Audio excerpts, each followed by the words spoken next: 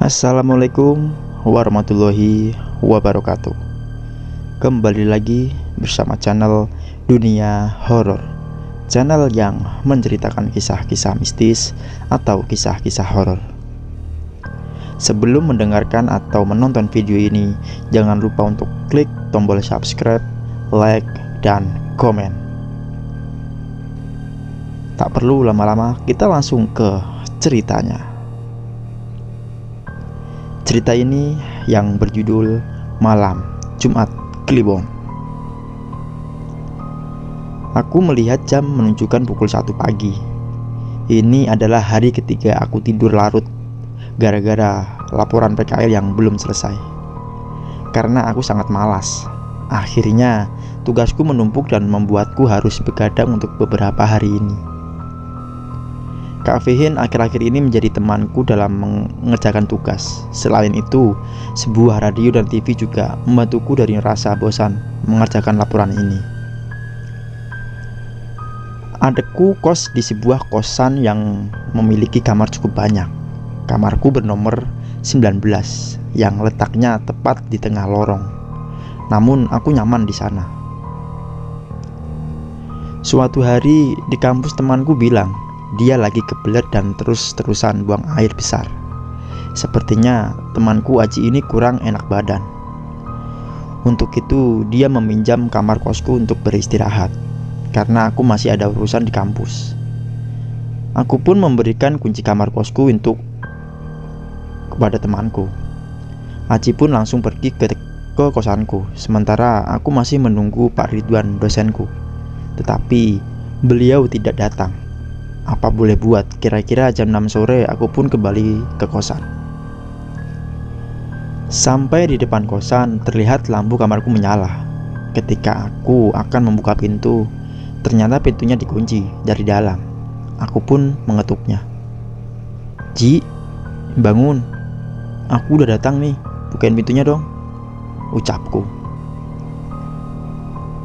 Anji sepertinya tertidur pulas, tapi sepertinya aku mendengar suara Aji dari dalam dan juga suara beberapa orang lainnya. Aku pun terdiam sejenak dan menunggu. Lalu tiba-tiba gagang pintuku bergerak-gerak sendiri. Gagang pintu itu digerakkan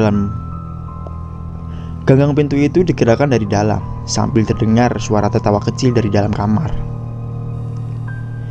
Gagang itu pun akhirnya berhenti bergerak. Aku memanggil Aji kembali. Namun mendadak kamarku menjadi hening. Tidak lama kemudian, dari arah tangga muncul seseorang yang berjalan mendekatiku. Aku begitu kaget ketika yang aku lihat itu adalah Aji. Aku bertanya, dia dari mana? Aji pun menjawab kalau dia dari apotek habis membeli obat. Dia berkata sambil menyodorkan kunci kamar dan langsung pamit kepada aku. Aku hanya bisa diam.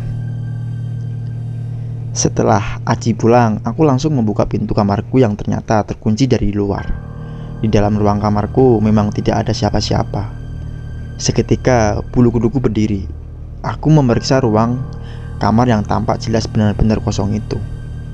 Aku mencoba untuk menghiraukannya dan langsung tidur di ranjangku. Hingga beberapa menit kemudian aku pun tertidur. Ketika aku terbangun, terlihat jam menunjukkan pukul 11 malam. Aku langsung bergegas ke kamar mandi dan mengganti baju. Lalu ke depan laptopku untuk melanjutkan laporanku lagi.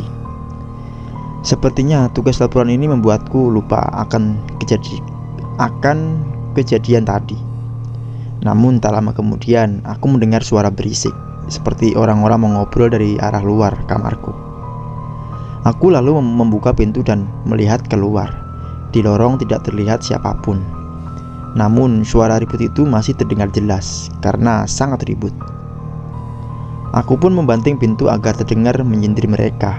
Suara itu pun perlahan berhenti. Lalu aku lanjut menulis laporanku sampai aku mulai mendengar suara tetesan air. Kenapa malam ini banyak sekali gangguan? Aku lalu memeriksa ke kamar mandi dan melihat keran air. Tidak ada yang bocor. Namun saat aku berbalik dan melihat ke arah ventilasi bawah di pintu depan kamarku, di sana terlihat sebuah genangan air. Perasaan Tadi tidak ada air di sana. Rasa penasaranku membawaku untuk membuka pintu. Saat aku membuka pintunya, astaga, aku langsung terperanjat karena di depan pintuku terdapat banyak sekali kepala-kepala yang bertebangan tanpa badan. Wajahnya hancur, berantakan, dan sangat menyeramkan. Aku melihat mulut mereka menganga dengan lidah yang menjulur keluar dan meneteskan air liur ke lantaiku. Suara gaduh itu jelas terdengar dari sosok itu. Aku langsung lemas dan hanya bisa terdiam saat itu. Lalu aku bersembunyi di balik selimut sampai akhirnya sosok itu pun menghilang. Bergegas aku lari keluar dari kamarku. Malam itu pun aku tidak tidur di kamar kosku karena takut. Akhirnya aku begadang semalaman di kamar temanku. Aku tidak bisa tidur. Sosok tadi sangat menggangguku. Setelah aku bercerita kepada temanku, aku pun baru sadar bahwa malam itu adalah malam Jumat Kliwon. Tapi aku tidak tahu kenapa sampai diganggu sosok itu.